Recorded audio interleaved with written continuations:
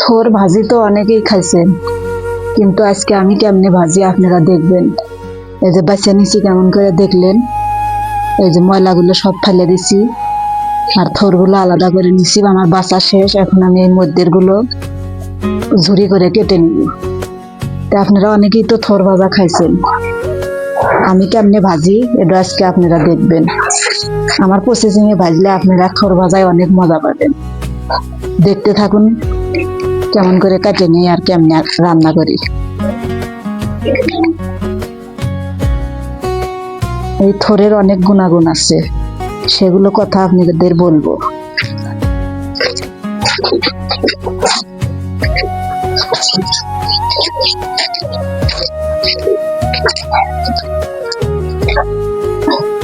এই যে মধ্যের খানে আর বাসা লাগবে না, এই যে এমনি কাটে নেব।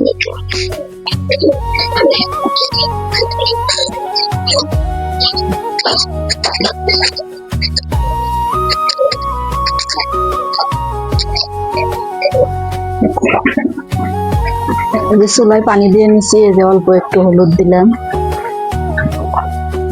হলুদ দিয়ে থোর বাছিয়ে নিছি, আপনাদের বাসাটা দেখাচ্ছি। আর সবাই তো জানেন যে বাছিয়ে ধুয়ে নেওয়া নেবে, ধুয়ে নিছি। এখন আমি থোর গুলো ভাপ দিয়ে নিব।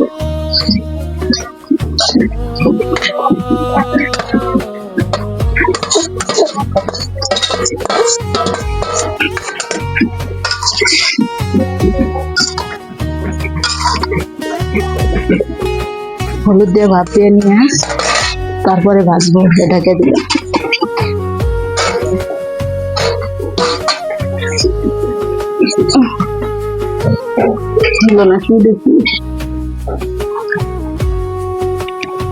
এই যে ভাপ দেওয়া হয়ে গেছে, এখন আমি নামিয়ে নিব।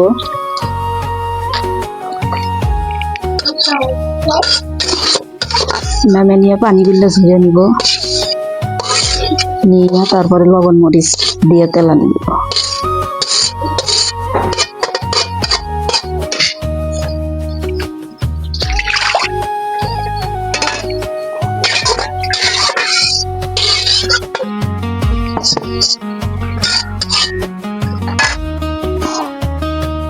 তেলকো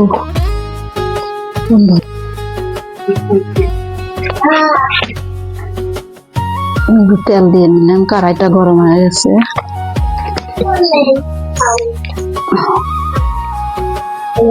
মরিচ কেটে নিচ্ছি, পেস্ট কেটে নিচ্ছি, দিয়ে দিলাম।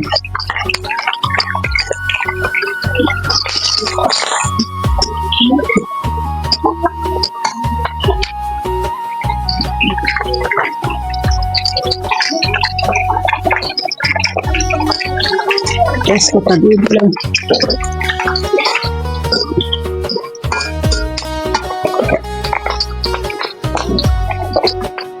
দিয়ে দিলাম কিছু জিরে।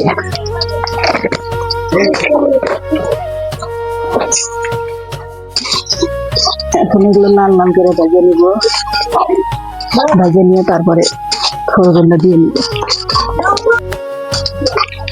দেখো মরিচ গুলো কিন্তু ভাজা হয়ে গেছে, এখন আমি এই যে থোরগুলো দিয়ে দিব।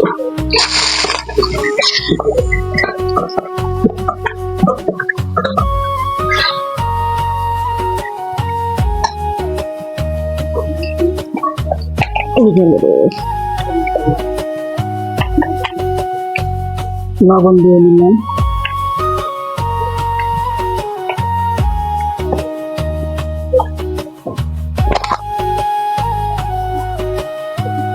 থোর ভাজাতে কিন্তু আদা রসুন বাটাও দেওয়া লাগে।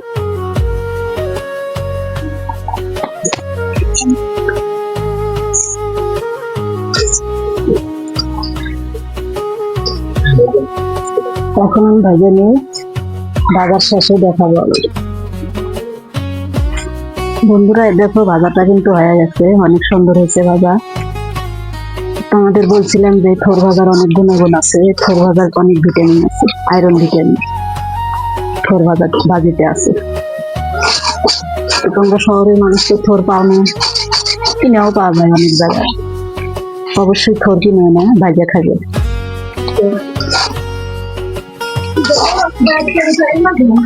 ভাজা হয়ে গেছে, এখন আমি নামিয়ে নিব।